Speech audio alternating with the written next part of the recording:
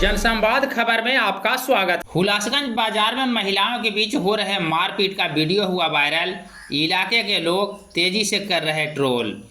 दरअसल मामला हुलासगंज बाजार का है, जहां दो महिलाओं के बीच मारपीट का वीडियो इलाके में तेजी से वायरल हो रहा है, जिसको लोग खूब ट्रोल कर रहे हैं। इस संदर्भ में लोगों का बताना है कि महिलाएं जिस प्रकार बीच सड़क पर आपस में भिड़ी है, उसे लगता है कि घर की लड़ाई अब सड़क पर जा छिड़ी है। इस संदर्भ में जानकारों का बताना है कि यह वीडियो आपस के दो रिश्तेदारों का है, जो अपने रिश्ते को लेकर कहासुनी के बाद महिलाएं आपस में भिड़ गई।